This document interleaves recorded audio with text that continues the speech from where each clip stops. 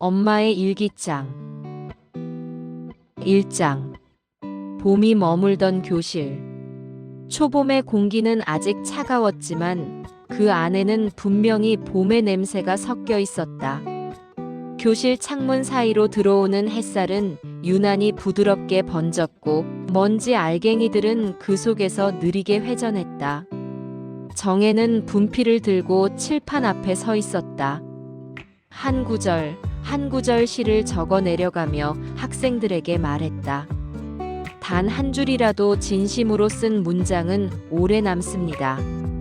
진심은 시간보다 오래 가거든요. 그 말이 자신을 향하고 있다는 걸 그녀는 누구보다 잘 알고 있었다. 그날은 새로운 선생이 부임하는 날이었다. 학교는 전남의 작은 읍내에 있었고 교사들은 대부분 20대 후반에서 30대 초반의 젊은 여자들이었다. 그러나 새로 온 남자는 달랐다. 회색빛 군복을 변형한 듯한 옷차림, 정돈된 머리, 단단한 어깨. 누군가 말했다. 군에서 잠시 내려왔대요. 복무 중 부상으로 요양 겸 발령 받았다더라. 속삭였다. 그의 이름은 도현이었다. 처음 마주쳤을 때 정혜는 눈을 피했다. 도현의 눈빛에는 낯선 힘이 있었다. 무섭지 않은데 쉽게 마주칠 수 없는 눈. 학생들 사이를 돌며 칠판에 적은 글귀를 살피는 모습이 묘하게 어울리지 않았다. 군인의 딱딱한 태도와 교사의 부드러움이 한 사람 안에서 부딪히며 만들어내는 묘한 긴장감. 그날 오후, 그는 조용히 교무실 문 앞에서 정혜를 불렀다. 국어 선생님, 혹시 교과 악보 좀 볼 수 있을까요? 그의 말투는 낮고 안정적이었다. 그렇게 시작된 대화는 생각보다 자주 이어졌다. 그들은 함께 학생들의 시를 읽고 오래된 라디오를 고치며 가끔 교정의 나무 아래서 커피를 마셨다. 그는 한마디도 허투루 하지 않았고 정혜는 그 침묵 속의 배려에 마음을 놓았다. 도현은 군복무 중 어깨를 다쳐 임시로 학교에 배정되었다고 했다. 곧 복귀해야 합니다. 잠깐이라도 교실의 냄새를 맡을 수 있어서 다행이에요. 그 말에 정혜는 괜히 웃음을 지었다. 학생들이 다 선생님 좋아할 거예요. 군인 선생님이라니 멋있다고 하겠죠. 그보단 무섭다고 하겠죠. 그의 웃음은 짧았지만 깊었다. 시간은 느리게 흘렀다. 하지만 마음은 그보다 훨씬 빨리 움직였다. 그녀는 그가 학교 앞 나무 그늘 아래서 책을 읽는 모습을 멀리서 자주 보았다. 그는 시집을 펼치고 있었다. 군인이라고는 믿기 힘들 정도의 잔잔한 표정이었다. 그날부터 정혜는 수업 끝에 늘 같은 책을 꺼냈다. 윤동주의 시집. 어쩌면 그가 좋아할 것 같은 문장을 고르고 있었다. 이름 모를 마음이 자라기 시작했다. 그해 봄, 운동회가 있었다. 학생들은 흙바닥 위에서 뛰었고 하늘은 눈부시게 맑았다. 도현은 사진기를 들고 학생들을 찍고 있었다. 정혜가 물을 건네자 그는 땀에 젖은 손으로 컵을 받았다. 그 순간 손끝이 스쳤다. 그 미세한 접촉이 오래 남았다. 그녀는 하루 종일 그 감촉을 떠올리며 밤늦게까지 잠을 이루지 못했다. 며칠 뒤 도현은 교무실 문 앞에서 그녀를 기다리고 있었다. 내일 부대 복귀 명령이 내려왔습니다. 그녀는 말을 잃었다. 돌아올 수 있겠죠? 그는 잠시 정혜의 눈을 보았다. 모르겠습니다. 하지만 돌아오고 싶습니다. 그날 밤 학교 뒤편 복숭아 나무 아래서 그들은 아무 말 없이 앉아 있었다. 봄바람은 차가웠고 달빛이 흙길 위를 희미하게 비췄다. 그는 그녀의 손을 잡았다. 그녀는 아무 말도 하지 않았다. 손끝이 떨릴 때마다 바람이 멈춘 듯 했다. 당신은. 그가 말을 멈췄다. 정혜가 고개를 들었다. 그의 눈빛 속엔 애써 감춘 결심이 있었다. 돌아오면 다시 와도 될까요? 그녀는 고개를 끄덕였다. 기다릴게요. 그날 밤 그들은 서로의 숨결을 느끼며 세상의 소리를 잊었다. 그것이 처음이자 마지막이었다. 며칠 뒤 도현은 떠났다. 그가 남긴 건 짧은 메모 한 장이었다. 언젠가 다시 돌아오겠습니다. 그때까지 부디 행복하시길. 정혜는 그 메모를 일기장 속에 넣었다. 그리고 매일 그 페이지를 펼쳐보았다. 하지만 편지는 오지 않았다. 계절은 바뀌었고 여름이 왔다. 그녀의 몸은 조금씩 달라지고 있었다. 처음에는 감기인 줄 알았다. 그러나 한 달이 지나고 또 한 달이 지났을 때 정혜는 깨달았다. 그의 흔적이 남았다는 걸. 밤마다 두 손으로 배를 감싸며 말했다. 괜찮아, 괜찮아. 엄마가 있잖아. 눈물이 흘렀다. 그녀는 교탁에 앉아 창밖을 봤다. 벚꽃이 다 져버린 자리엔 초록 잎이 가득했다. 그 여름 정혜의 세상은 다시는 예전으로 돌아가지 않았다. 2장. 여름의 그림자. 결혼과 침묵의 시작. 장마가 시작되던 주였다. 낮과 밤의 경계가 흐릿했고 비는 하루에도 몇 번씩 쏟아졌다 멎었다를 반복했다. 운동장 흙길에는 작은 물웅덩이가 군데군데 박혀 있었다. 그 웅덩이마다 흐린 하늘이 거꾸로 담겨 있었다. 정혜는 그 물빛을 피하듯 걸어 교무실로 들어섰다. 입구에 놓인 우산꽂이에서 머뭇거리며 고무장화를 벗던 그녀는 오늘도 어김없이 첫 시간을 준비하려고 가방을 내려놓았다. 그때 교무실 문 쪽 그림자가 느리게 드리워졌다. 국어 정 선생. 교장의 목소리는 늘 그렇듯 낮고 무덤덤했다. 빗소리에 묻힐 듯 했지만 묻히지 않았다. 정혜가 고개를 들었다. 교장은 잠깐 그녀의 얼굴을 살피더니 아무 말 없이 종이 한 장을 내밀었다. 다음 학기 강의 분장표였다. 그녀는 습관적으로 그 종이를 받았으나 그의 시선이 종이가 아닌 자신의 손등에 오래 머무는 것을 느꼈다. 그 시선에는 확인하지 않은 무언가, 그러나 이미 아는 무언가가 묻어 있었다. 잠깐 교장실로 오지. 그는 덧붙이지 않았다. 비는 더 굵어지고 있었다. 교장실 창은 넓었고 유리창 밖으로 빗줄기가 사선으로 내려꽂혔다. 그 빗줄기 사이로 운동장 끝 느티나무가 흐릿하게 흔들렸다. 교장은 창문 가까이 서 있었다. 두 손을 등 뒤로 깍지 낀 채 오랫동안 말이 없었다. 도현이 떠났지. 그가 먼저 입을 열었다. 정혜의 심장이 순간 움찔했다. 이름을 듣는 것만으로도 오래 봉인해둔 서랍이 덜컥 열리는 느낌이었다. 네. 그 사람이 다시 올 수 있을까? 그 질문은 대답을 요구했기보다는 현실을 단단히 확인하려는 돌처럼 단호했다.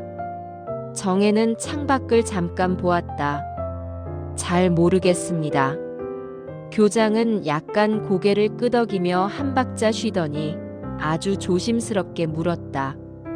몸은 괜찮나? 그 말은 정직했다. 탐색도 비난도 연민의 과장도 아니었다.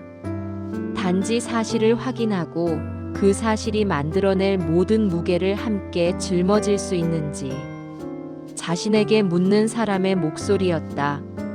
정혜는 그때야 비로소 자신을 감싸고 있던 얇은 벽이 하나 사라지는 것을 느꼈다. 혼자서 어떻게든 해보려 했습니다. 혼자는 어렵네. 교장의 목소리가 조금 낮아졌다. 선생이 감당할 일이 아닌 것들이 있다네. 시대가 허락하지 않는 일도 있고. 그가 책상으로 와서 서류 봉투 하나를 꺼냈다.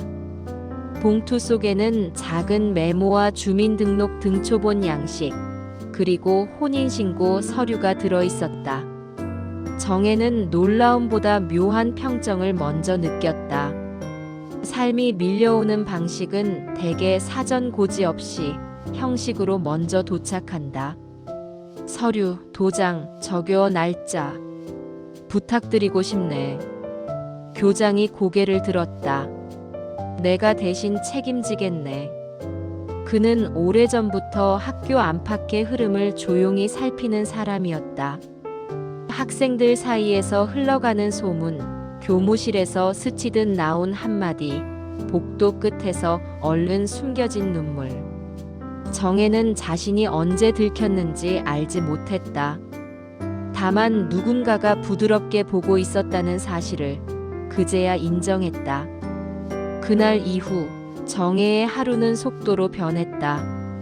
아침에 눈을 뜨면 멀미처럼 가벼운 구토감이 올라왔고 계단을 오를 때면 호흡이 짧아졌다.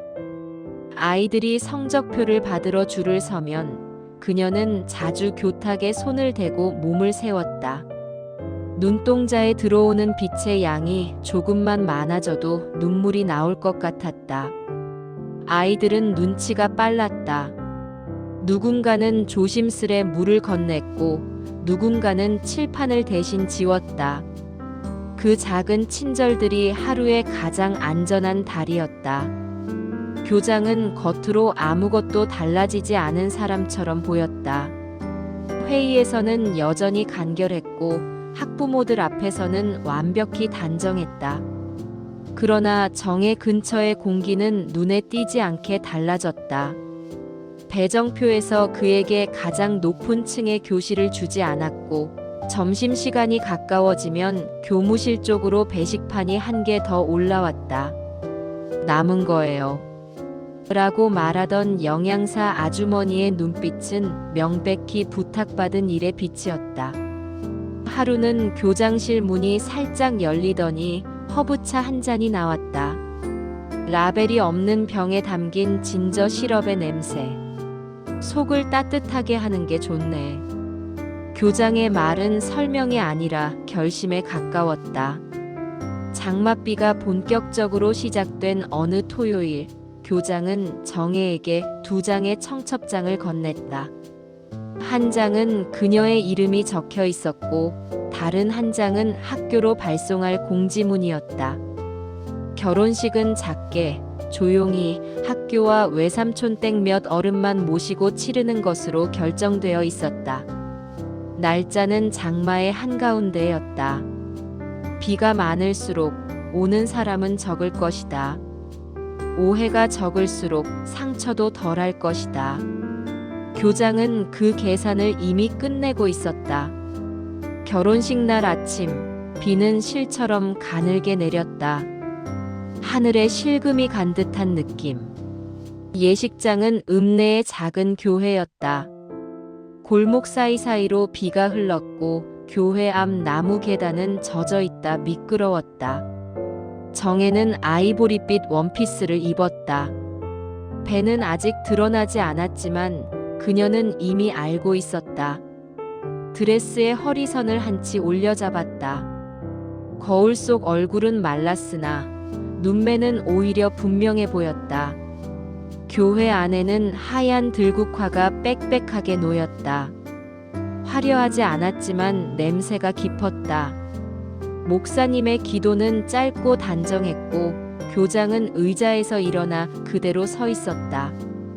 축의금 봉투를 들고 들어오던 몇몇 교사들은 눈을 피했다. 누군가는 한숨처럼 그래도 다행이지라고 중얼거렸다. 그 말 속엔 여러 겹의 해석이 겹겹이 들어있었다. 다행, 무엇이 누구에게. 예식이 끝나갈 무렵 교장은 정혜의 손을 잡았다. 악수처럼 단단했고 연인처럼 길진 않았다. 그 손길엔 이제 내가 앞에 설 것이다라는 약속보다 뒤에서 밀겠다는 조용한 결의가 있었다. 교회 현관을 나서는 순간 빗줄기가 다시 굵어졌다. 들국화 냄새와 젖은 나무 냄새가 섞여 코끝을 찔렀다.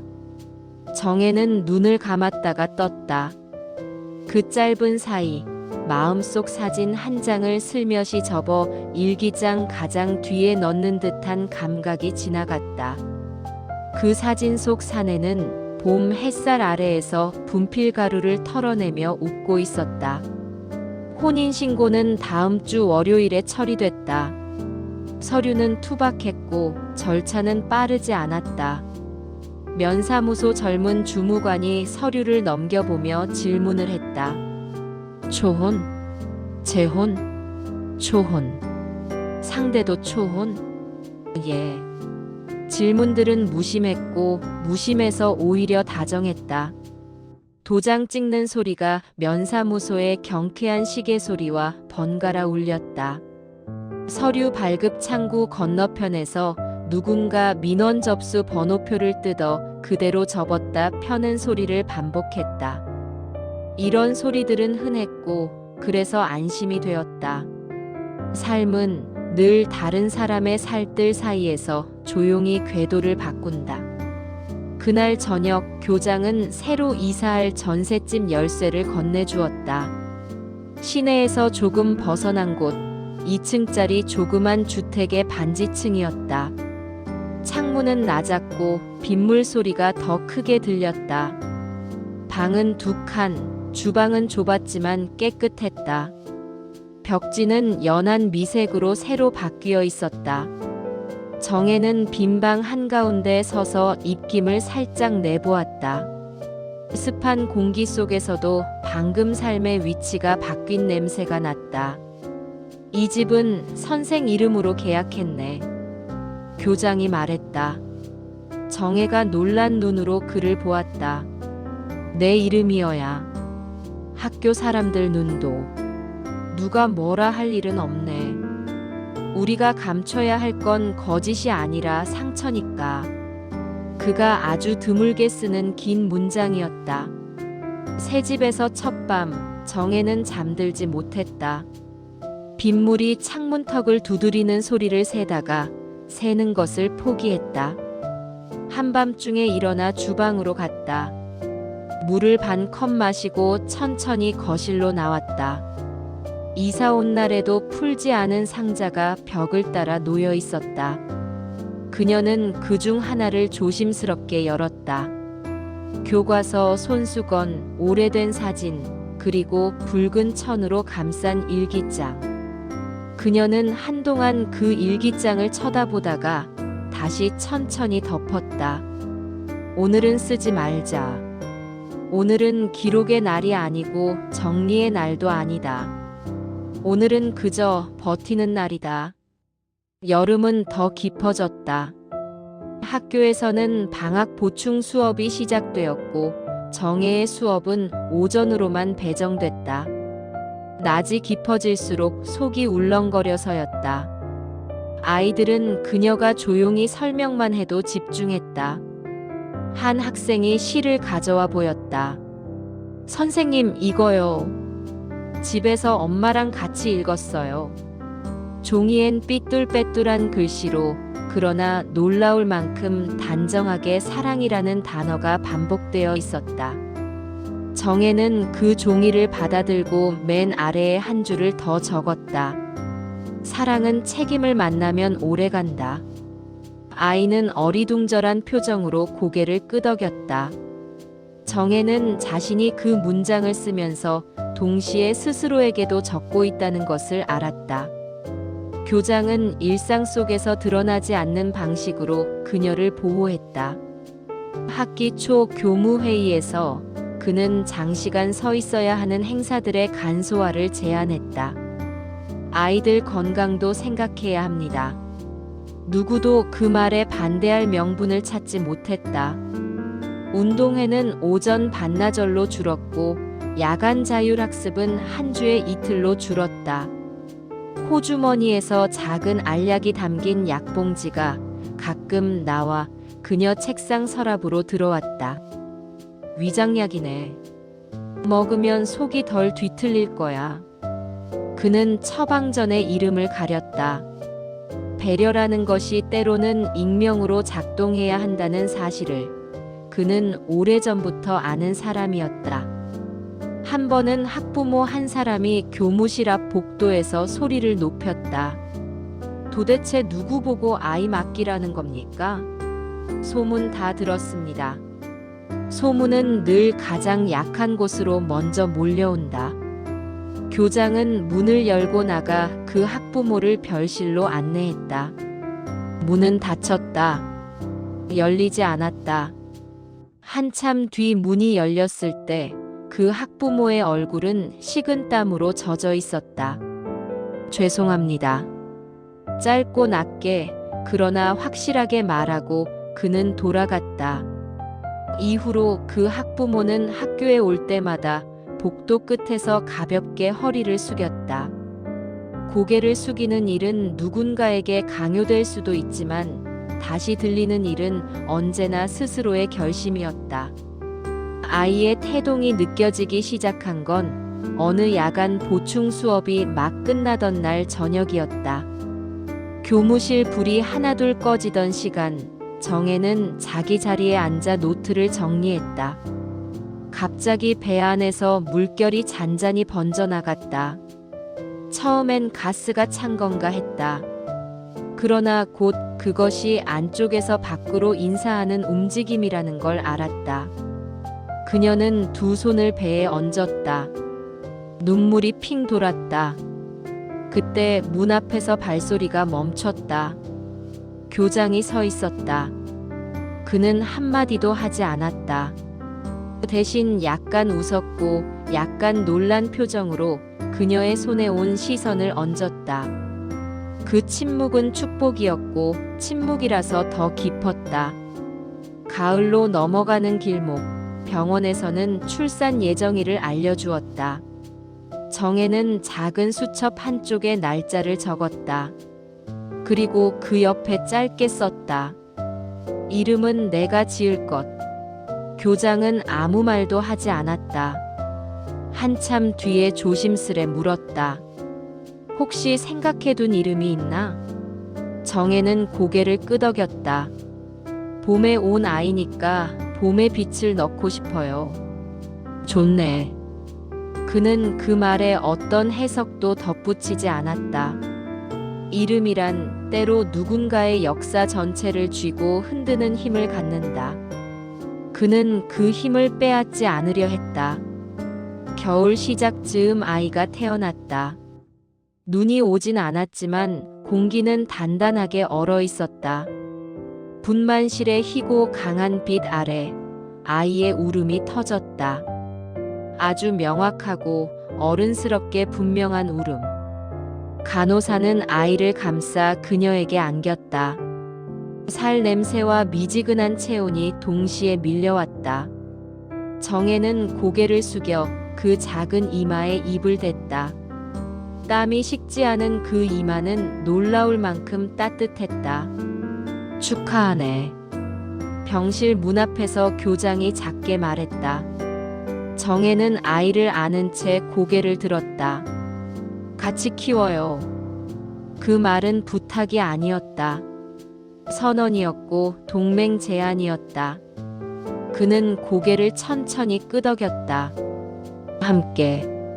출생신고는 교장이 했다. 서류상 아버지란 칸에 그의 이름이 적혔다. 그가 가지고 온 도장에는 묵은 먹물이 살짝 묻어 있었다. 도장을 누르는 그의 손이 약간 떨리는 것 같았다. 그것이 두려움인지 안도의 여운인지 그는 말하지 않았다. 정혜는 아이를 안고 그 광경을 지켜보았다. 종이에 도장이 찍히는 소리는 짧고도 확실했다. 훅. 그 소리 하나가 아이의 생을 사회와 연결했다. 밤, 아이는 자주 울었다. 겨울밤의 공기는 얇은 이불을 파고들 만큼 미세한 틈을 찾아다녔다. 정혜는 아이를 안고 부엌을 천천히 걸었다. 그때마다 주방창 바깥 가로등이 아이의 뺨을 얇게 훑었다. 작은 그림자가 이마에서 볼로, 볼에서 입가로 이동했다. 정혜는 그 그림자마저 사랑스러웠다. 가끔 현관문 손잡이가 아주 미세하게 흔들렸다. 교장이 맞잡고 있던 손이 떨려서였다. 그의 방은 거실 건너 작은 방이었고 문은 자주 반쯤 열려 있었다. 아이가 울면 그는 물을 데웠고 새벽에는 가끔 우유를 샀다. 젖병 삶은 물에 김이 올라오는 동안 둘은 서로의 얼굴을 보지 않았다. 함께 있는 동안에도 자신들이 지키고 싶은 조용한 경계가 있었다. 그 경계는 수치가 아니라 존중으로 세워 올린 벽이었다. 몇 달이 지나 정혜는 학교로 복귀했다. 출산 휴직이 길지 못했던 탓이다. 아이는 낮에는 이웃 아주머니에게 맡겼다. 아주머니는 아기가 참 얌전한 애라고 자주 말했다. 그 말 속에 담긴 고마움과 서운함의 비율을 정혜는 정확히 알 수 없었다. 그러나 저녁이면 아이는 더 크게 웃었다. 엄마의 냄새, 엄마의 목소리, 엄마의 팔. 그 순서로 아이의 긴장이 풀렸다. 교장은 변함없이 은은한 거리감을 유지했다. 행정적 일들은 그가 감당했고 정혜의 교실은 늘 아이들이 가장 먼저 따뜻해졌다. 어느 여름날 잠깐 들이닥친 소나기 뒤 햇살이 운동장의 물웅덩이를 금빛으로 채웠다. 정혜는 방과 후 교실 맨 뒤 창틀에 팔꿈치를 올리고 앉아 아이의 사진을 들여다보았다. 흑백 현상소에서 찾아온 작은 사진. 아이는 카메라를 똑바로 보았다. 눈동자가 생각보다 깊었다. 그녀는 사진을 일기장 뒤쪽에 살짝 끼웠다. 일기장은 여전히 닫혀 있었다. 닫혀 있는 동안에도 그 안에서 잉크의 냄새와 오래된 종이의 숨이 교차했다. 닫힌 채로 오래 남아야 하는 말들이 있다. 그 말들은 언젠가 열릴 날을 기다린다. 열려야만 완성되는 문장들이 있다. 그녀는 그날 저녁 한 장의 편지를 썼다. 수신인 칸은 비워둔 채였다. 봉투도 붙이지 않았다. 그저 접어넣고 일기장 사이 어딘가 봄이라는 단어가 자주 등장하던 페이지 근처에 끼워두었다. 시간은 그렇게 조용한 결심과 작은 회피, 깨어난 사랑과 새로 세워진 책임 사이를 오갔다. 학교의 사계절이 2번 바뀌는 동안 정혜는 아이의 키가 자라는 속도와 자신의 마음속 봄의 색이 조금씩 바래지는 속도를 동시에 지켜보았다.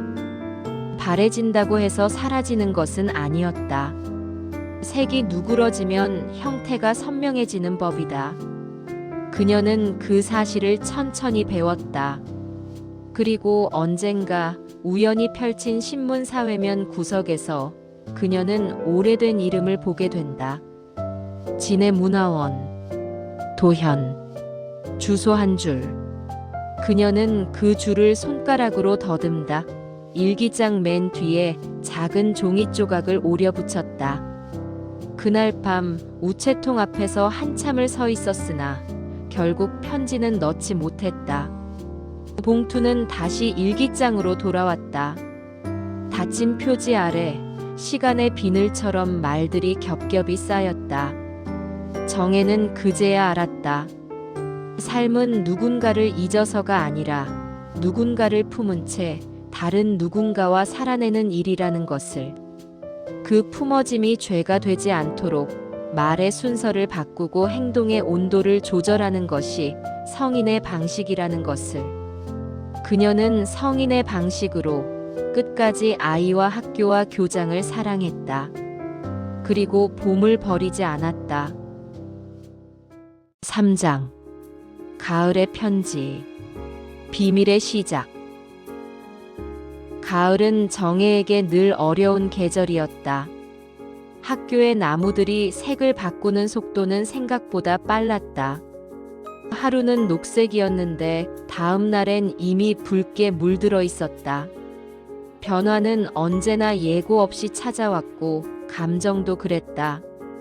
아이가 돌을 지나고 걷기 시작하던 그해 가을, 정혜는 다시 일기장을 꺼냈다. 표지는 여전히 붉은 천으로 쌓여 있었고 실밥이 한쪽 끝에서 풀리고 있었다. 일기장을 열자 오래된 잉크 냄새가 피어올랐다. 그녀는 손끝으로 몇 페이지를 넘겼다. 도현의 이름이 빼곡히 들어찬 문장들, 그가 떠나던 날의 기억, 교장의 청혼을 받아들이던 그날의 비. 모든 것이 거기 있었다. 시간만이 다를 뿐 감정은 그대로였다. 그녀는 펜을 들었다. 그 사람의 아이가 자랐습니다. 당신의 미소를 닮은 눈으로 저를 봅니다. 그 아이는 이유를 묻지 않습니다.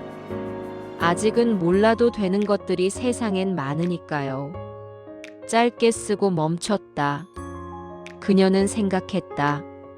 이 편지를 언젠가 전해야 할까? 그때 문 밖에서 발소리가 났다. 교장이 들어왔다. 밤까지 불을 켜두었군. 정혜는 얼른 일기장을 덮었다. 조금 정리할 게 있어서요. 요즘은 아이 때문에 힘들지 않소? 그의 목소리는 여전히 조용했고 감정의 결은 보이지 않았다. 괜찮아요. 이제 걸으니까 덜 울어요. 그는 미소를 지었다. 잠시 정적이 흘렀다. 교장은 벽에 걸린 시계를 흘끗 보았다. 가끔 생각하네. 선생은 이 학교에 오래 남을 사람 같소. 정혜는 그 말의 뜻을 다 알 수 없었다. 그가 나가고 난 뒤 그녀는 덮은 일기장 위에 손을 얹었다. 그 손 아래 편지 한 장이 얇게 눌려 있었다.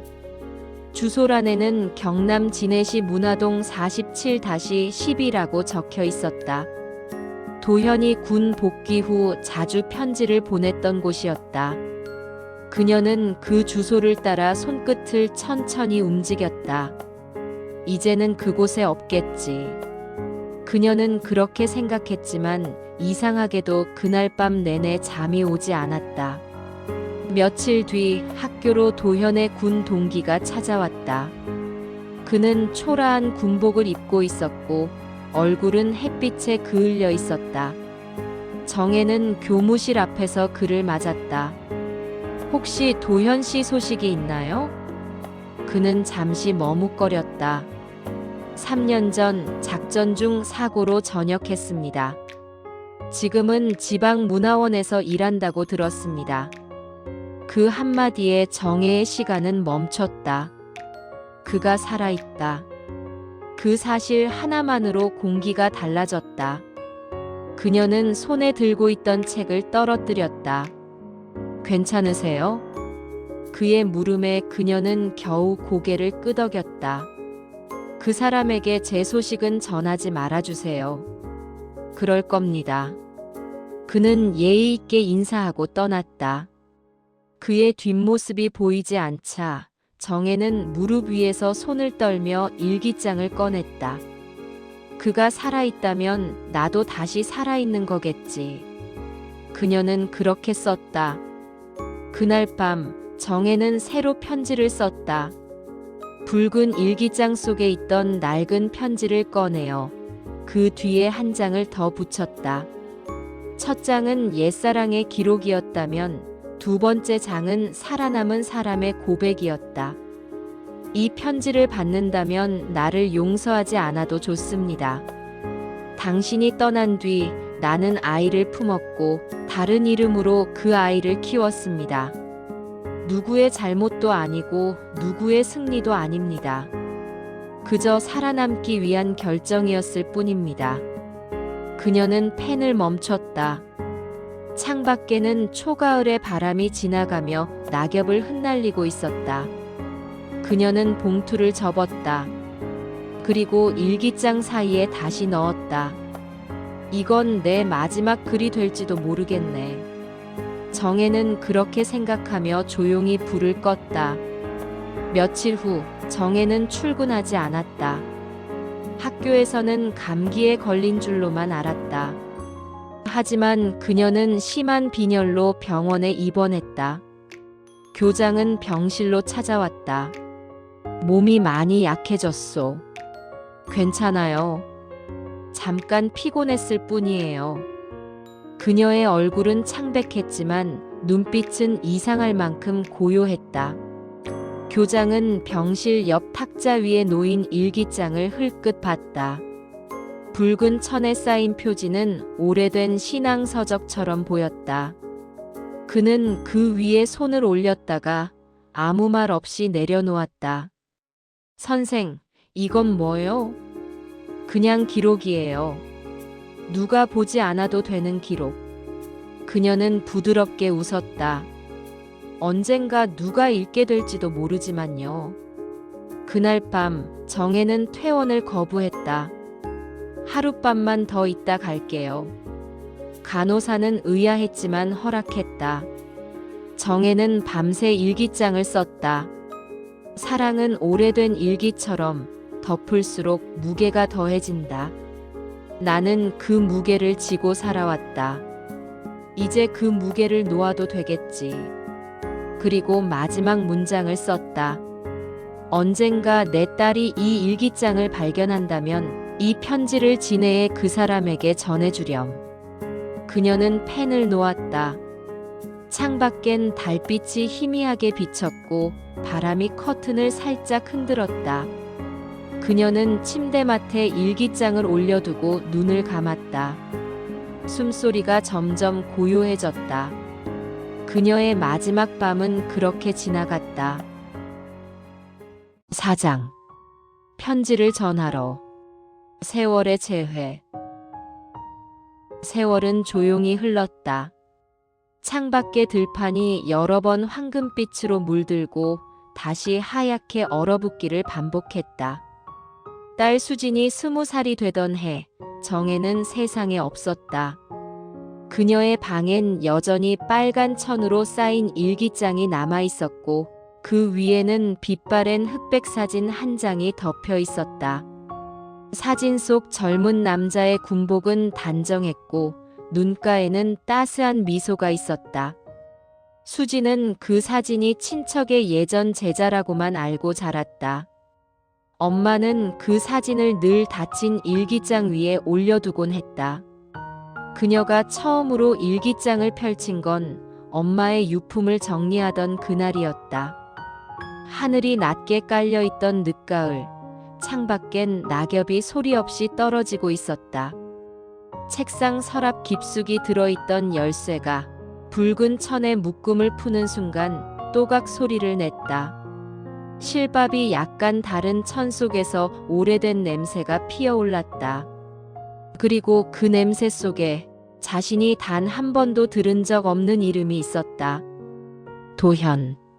수지는 천천히 글을 읽어내려갔다. 글씨는 단정했지만 문장마다 눌린 듯한 힘이 느껴졌다. 그는 내가 만난 가장 단단한 사람이다. 그러나 세상이 그 단단함을 받아들이지 못했다. 나는 그가 떠난 자리에 아이를 품었다. 그 아이가 바로 너다. 그녀는 손끝이 저릿했다.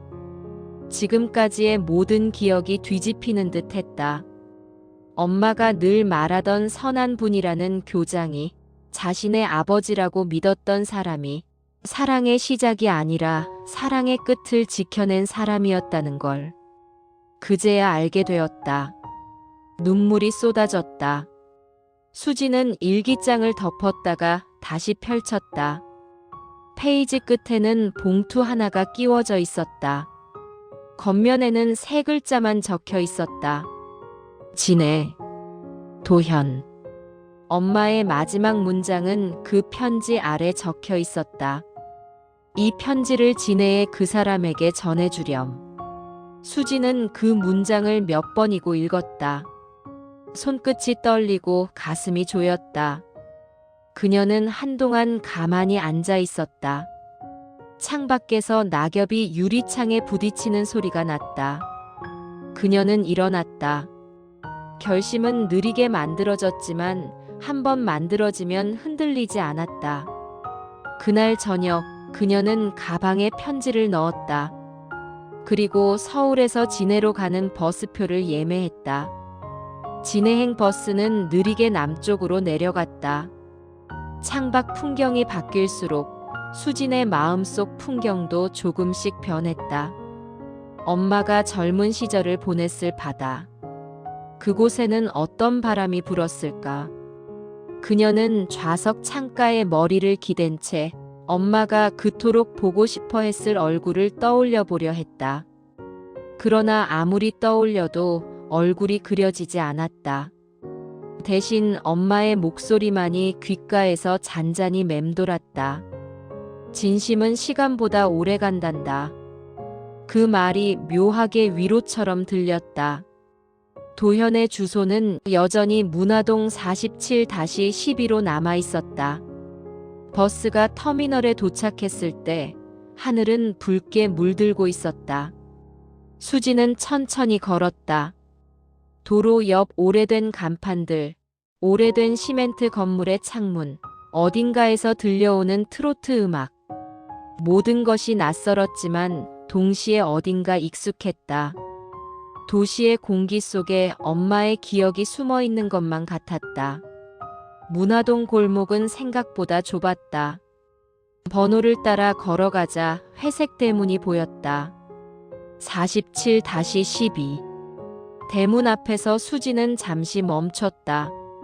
손 안에 편지가 갑자기 무겁게 느껴졌다.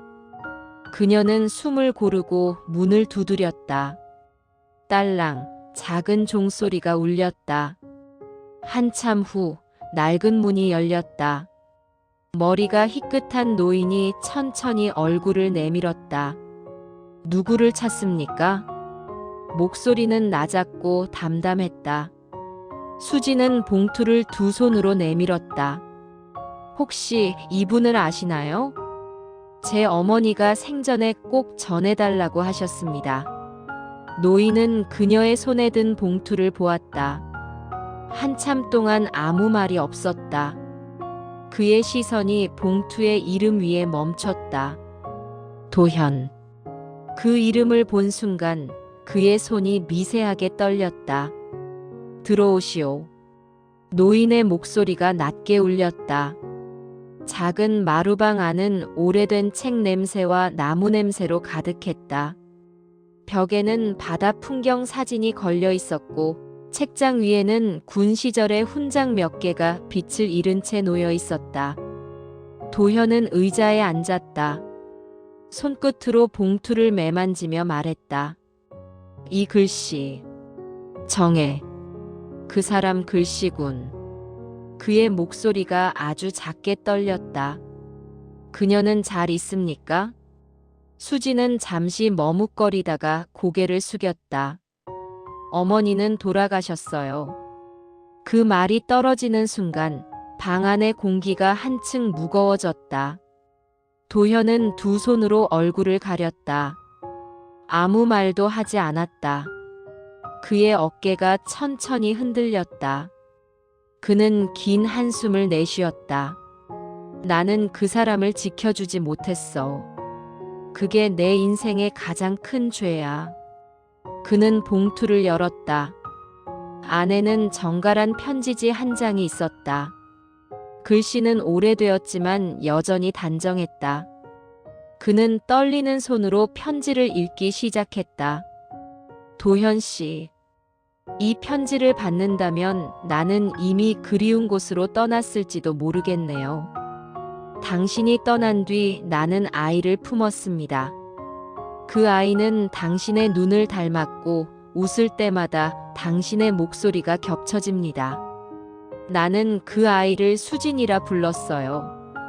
봄의 빛이라는 뜻이에요. 이제 그 아이가 당신을 찾아가겠지요. 너무 놀라지 마세요.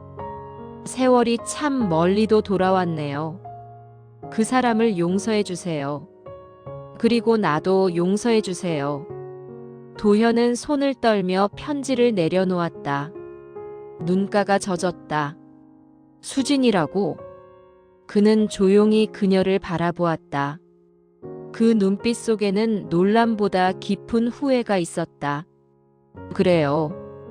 내가 당신의 어머니를 떠났던 그날부터 내 시간은 멈췄습니다. 그녀는 나를 끝까지 기억했군요. 그의 말은 떨렸고 그 떨림이 방 안의 공기를 흔들었다. 수지는 눈을 감았다. 어머니가 마지막에 이걸 남기셨어요. 그녀는 일기장을 내밀었다. 붉은 천으로 쌓인 그 일기장은 세월의 무게만큼 빛이 발해 있었다. 도현은 손끝으로 천을 만졌다. 그리고 천천히 풀었다. 첫 페이지에는 이렇게 적혀 있었다. 사랑은 시간이 지나도 남는다. 그 사람을 미워하지 말자. 우리의 봄은 잠시였지만 진심이었다. 도현은 그 문장을 읽다가 눈을 감았다. 손가락이 미세하게 떨렸다. 그는 오랜 세월 동안 단 한 번도 울지 않았던 사람이었다. 하지만 그날 그는 소리 없이 눈물을 흘렸다. 그 눈물은 늦게 온 봄비처럼 조용히 흘렀다. 5장. 봄이 다시 오다. 용서와 유산. 그날 이후 수지는 진해의 작은 마을에 머물렀다. 도현은 처음 며칠 동안 거의 말을 하지 않았다. 그는 식탁에 앉아 차를 따라주고 간혹 짧은 질문을 던졌다. 서울은 아직 붐비겠지? 어머니는 말이 적은 분이었소? 수지는 담담히 대답했다. 많이 웃진 않았어요. 그래도 언제나 다정했어요. 그 대화는 마치 오래전 두 사람이 나누지 못한 문장들의 잔향 같았다. 도현은 매일 아침 마당을 쓸었다. 낡은 빗자루 끝에서 낙엽이 서걱거렸다. 그의 움직임은 느리고 조심스러웠다.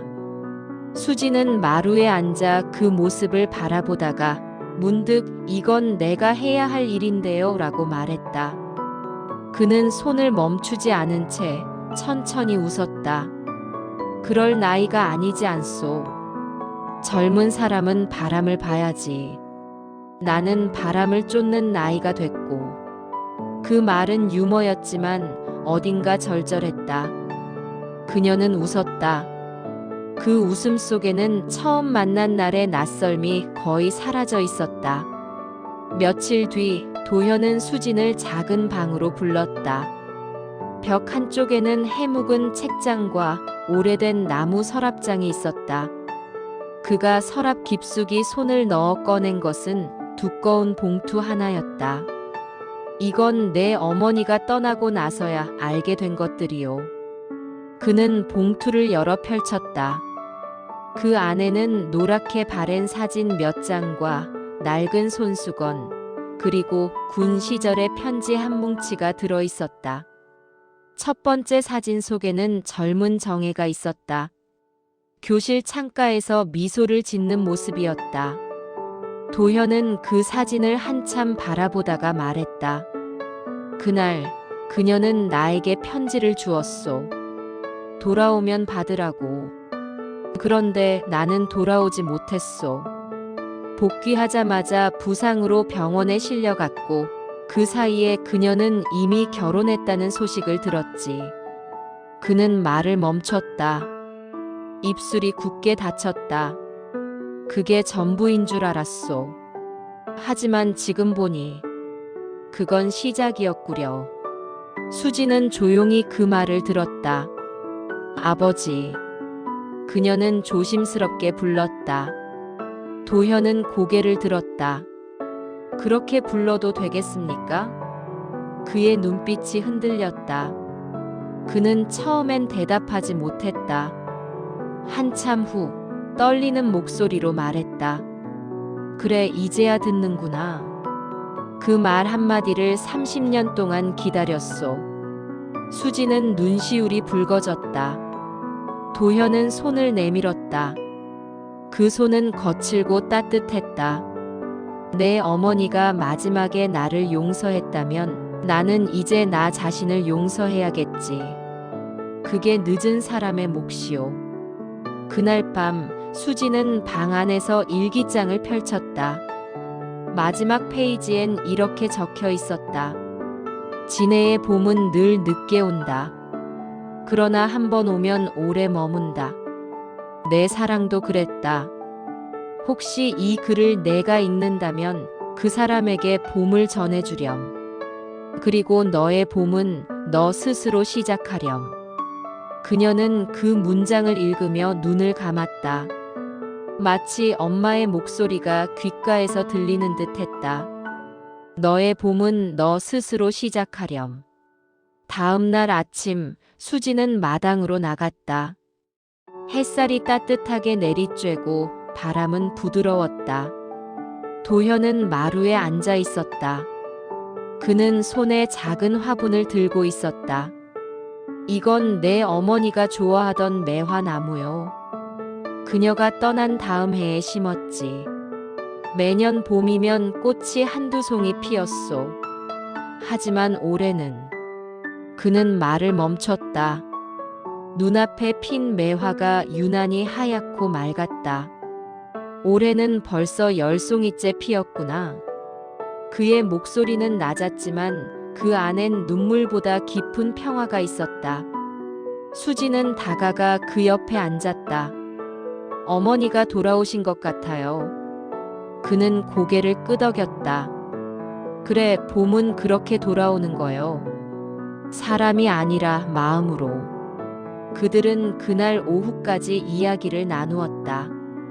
도현은 정혜의 젊은 시절을, 수지는 어머니로서의 정혜를 말했다. 각자의 기억이 서로의 빈틈을 채웠다. 정혜가 남긴 공백은 그렇게 두 사람의 대화 속에서 천천히 메워졌다. 며칠 뒤 수지는 서울로 돌아가기로 했다. 도현은 마당 앞에서 배웅했다. 그의 손에는 작은 상자가 들려 있었다. 이건 내 어머니의 일기장이오. 이제는 내 것이지. 수지는 상자를 받아 두 손으로 꼭 안았다. 봄이 오면 다시 올게요. 그는 웃었다. 그땐 매화가 더 피어 있을 거요. 버스 창밖으로 진해의 바다가 멀어졌다. 햇살이 부서지고 바람이 살짝 흔들렸다. 수지는 무릎 위에 일기장을 올려두었다. 붉은 천위로 빛이 스며들며 반짝였다. 그녀는 천천히 속삭였다. 엄마, 봄이 왔어요. 버스가 고개를 돌아 사라질 때 도현은 마당에 홀로 서 있었다. 매화꽃 잎이 바람에 흩날리며 발끝에 떨어졌다. 그는 하늘을 올려다보았다. 미세하게 떨리는 입술이 무언가를 중얼거렸다. 정혜, 고맙소. 그의 눈가에는 눈물이 맺혔다.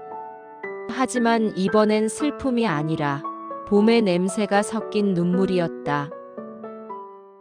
6장. 편지의 끝, 봄의 시작. 서울로 돌아온 지 일주일이 지났지만 수진의 마음은 여전히 진해의 바닷가에 머물러 있었다.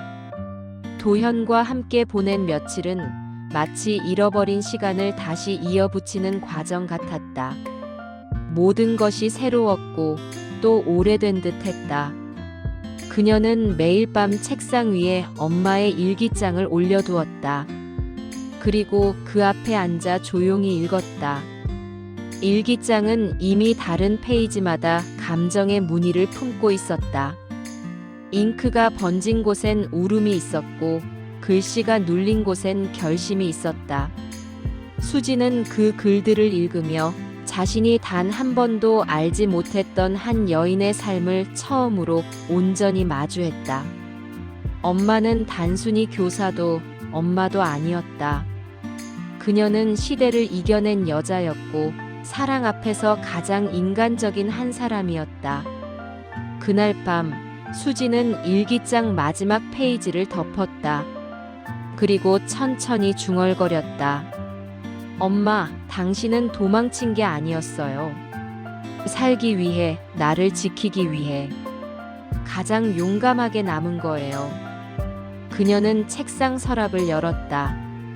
그 안에는 도현이 준 작은 나무 상자가 있었다. 상자 안에는 도현의 손편지가 들어 있었다. 봉투 겉면에는 짧게 적혀 있었다. 정혜에게, 그리고 수진에게. 수진은 손끝이 떨리는 걸 느끼며 편지를 펼쳤다. 정혜, 당신이 떠난 뒤에도 나는 매일 그 해의 봄을 기억하며 살았소. 당신이 내게 남긴 그 미소가 나의 마지막 희망이었소. 하지만 나는 그 희망을 오래 감추며 살았지. 당신의 아이를, 우리의 피를, 세월이 데려올 줄은 몰랐소. 수진아, 내가 내 앞에 서 있던 그날, 나는 세상이 잠시 멈춘 줄 알았다. 내 얼굴에 내 어머니의 봄이 피어 있었다. 이제 나는 내 남은 생을 다해 그 봄을 지켜주고 싶구나. 내 어머니는 언제나 진심이었고 그 진심이 결국 너를 나에게 데려왔구나. 이 편지를 읽는다면 나를 미워하지 말고 내 어머니를 자랑스러워하렴. 수지는 편지를 손에 쥐고 한참 동안 말이 없었다. 눈물이 천천히 흘러내렸다. 그 눈물은 고통이 아니라 긴 시간의 고리들이 풀려나가는 느낌이었다. 그녀는 그날 밤 창문을 열었다. 도시의 불빛 너머로 봄비가 내리고 있었다. 그 빗소리 속에서 엄마의 목소리와 아버지의 목소리가 함께 들리는 것 같았다. 사랑은 오래 남는단다. 그 봄은 이제 내 것이야. 그녀는 창가에 앉아 손끝으로 일기장의 붉은 천을 살짝 쓸었다. 천의 결이 부드러웠다. 그 안에는 세 사람의 인생이 한 권의 이야기로 겹겹이 쌓여 있었다. 시간이 만들어낸 기적이었다. 몇 달 후 수지는 진해로 다시 내려갔다. 도현은 그새 병약해져 있었다. 봄의 매화는 이미 절정을 지나 바람에 잎이 흩날리고 있었다. 그녀는 마루 앞에 앉았다. 아버지, 봄이 벌써 지나가요. 도현은 웃었다. 그래도 내겐 아직 남은 봄이 있단다. 내가 여기 있으니까. 그는 천천히 손을 들어 그녀의 머리를 쓰다듬었다. 너를 만나고 나서야 세월이 나를 용서했단다. 그날 저녁 도현은 조용히 눈을 감았다. 숨결은 고요했고 표정은 평화로웠다. 그의 곁엔 늘 그랬듯 붉은 천에 일기장이 놓여 있었다. 그는 떠났지만 이번엔 아무도 울지 않았다. 그의 얼굴에는 봄의 온기가 남아 있었다. 장례를 마친 후 수지는 도현의 집에서 잠시 머물렀다. 창문 밖에는 새 매화가지가 피어 있었다. 그녀는 일기장과 편지를 작은 나무 상자에 넣고 그 위에 새 종이를 올렸다. 그리고 천천히 썼다. 엄마, 아빠, 나는 이제 당신들이 남긴 봄을 이어가요. 당신들의 사랑은 끝나지 않았어요. 나의 시간 속에서 다시 피어날 거예요. 그녀는 펜을 내려놓고 미소를 지었다. 세상 어디에도 봄이 없는 날은 없었다. 다만 각자의 봄이 늦게 올 뿐이었다. 창문을 열자 햇살이 따뜻하게 흘러들었다. 매화 향이 방 안을 가득 채웠다. 수지는 눈을 감고 엄마가 남긴 그 한 문장을 다시 떠올렸다. 진해의 봄은 늦게 오지만 한 번 오면 오래 머문다. 7장. 남겨진 봄, 이어지는 이야기. 봄은 그렇게 또 한 번 지나갔다. 시간은 여전히 흘렀지만 수진에게는 계절의 의미가 달라져 있었다. 그녀의 삶 속에서 봄은 단순한 계절이 아니었다. 사람이 떠나고 남긴 말들, 그 말 속에 스며든 마음이 다시 피어나는 시간이었다.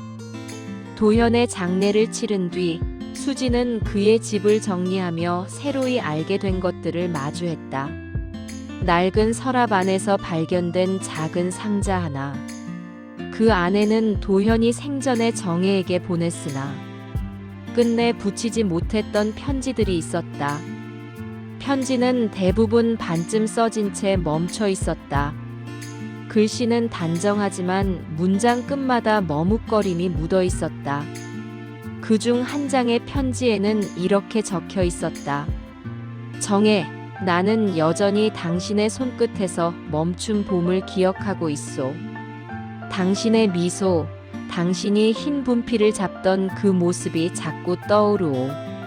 전쟁보다 명예보다 내가 잃은 것은 당신이었소.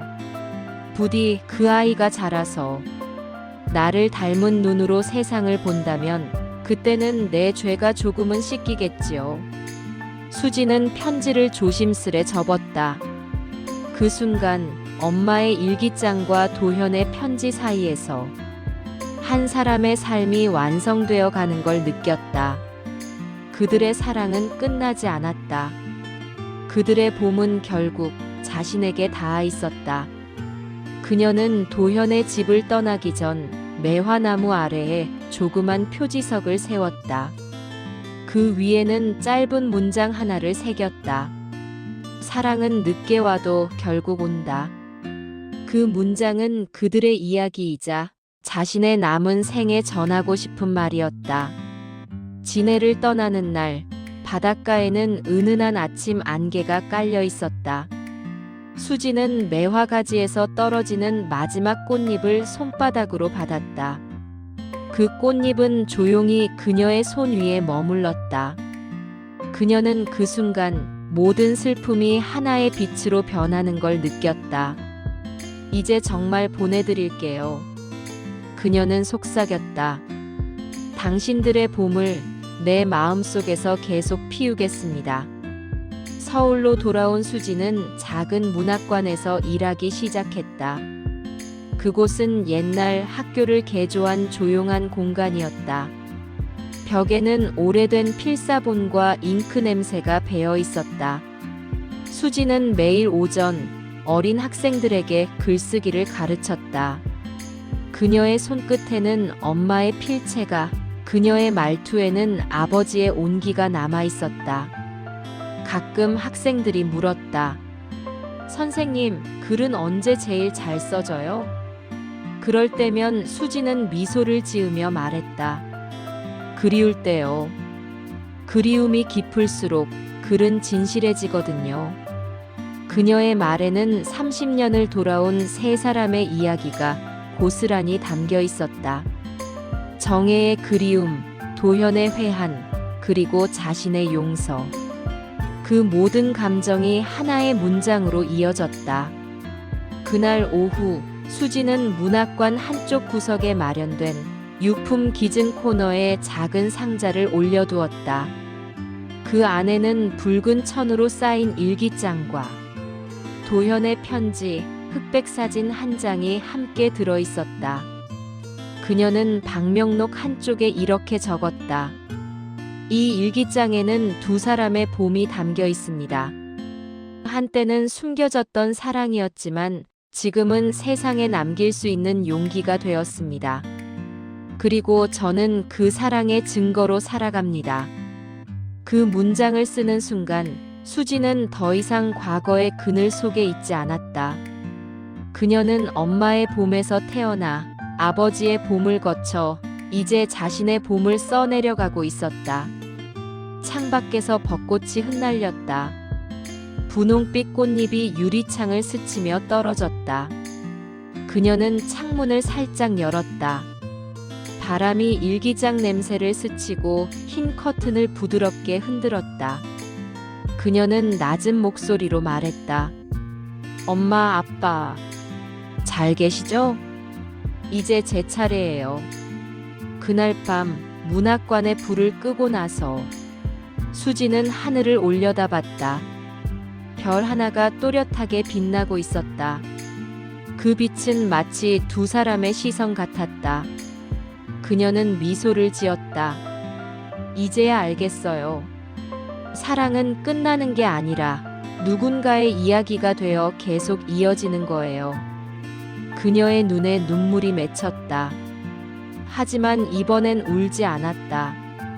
눈물은 슬픔이 아니라 따뜻한 고백이었으니까. 8장. 봄은 돌아온다.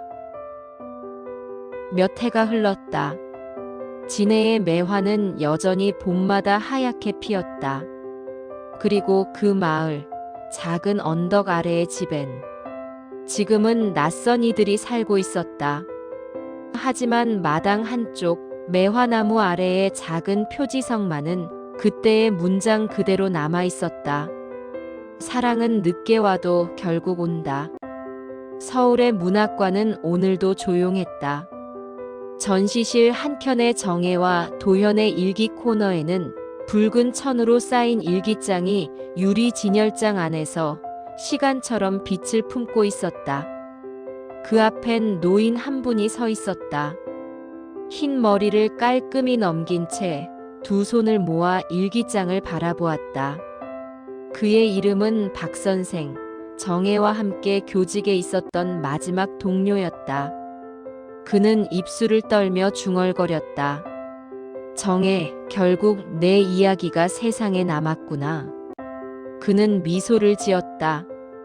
그리고 잠시 눈을 감았다. 옛 기억 속 칠판 가득 필체를 남기던 젊은 교사의 웃음이 떠올랐다. 세월은 많은 걸 가져갔지만 이제야 알았다. 진짜 사랑은 기록이 아니라 마음이 남긴 흔적이라는 것을. 그날 오후 문학관에는 한 무리의 중학생들이 관람을 왔다. 아이들은 일기장 앞에서 발걸음을 멈추었다. 그리고 누군가가 말했다. 이거 진짜예요? 영화 같아요. 수지는 미소를 지으며 대답했다. 응, 영화보다 더 진짜였단다. 그녀의 목소리는 차분했지만 따뜻했다. 한 아이가 물었다. 그럼 그 사람들은 지금 어디에 있어요? 수지는 잠시 하늘을 올려다봤다. 아마 매화 피는 곳에 있겠지. 그녀는 그렇게 대답하며 창밖으로 시선을 돌렸다. 햇살이 문득 눈부셨다. 그 빛 속에 먼지들이 천천히 떠올랐다. 마치 시간의 입자들이 춤추는 듯했다. 저녁이 되어 문학관 불을 끄고 나서 수지는 마지막으로 일기장 앞에 섰다. 유리 너머의 붉은 천은 여전히 선명했다.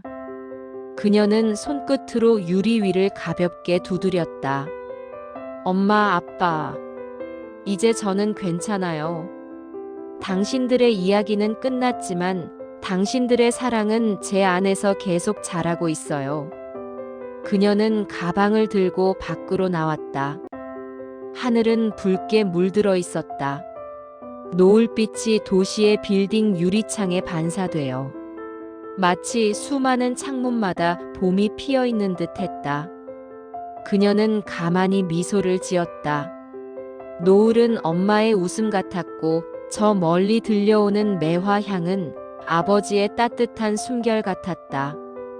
그날 밤 수지는 집에 돌아와 책상 위에 새 일기장을 펼쳤다. 표지는 깨끗한 흰 천으로 쌓인 공책이었다. 그녀는 첫 페이지에 이렇게 썼다. 나는 오늘 엄마와 아빠의 봄을 다시 쓴다.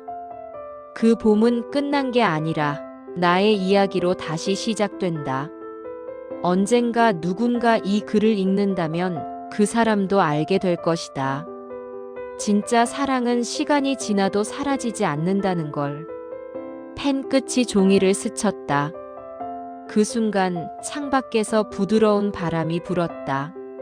살짝 열린 창문 사이로 매화 한 송이가 들어와 일기장 위에 내려앉았다. 수지는 천천히 손으로 그 꽃잎을 덮었다. 그녀의 손끝이 따뜻하게 떨렸다. 봄이 다시 왔네요, 엄마. 그녀는 미소를 지었다. 이번 봄은 제가 씁니다.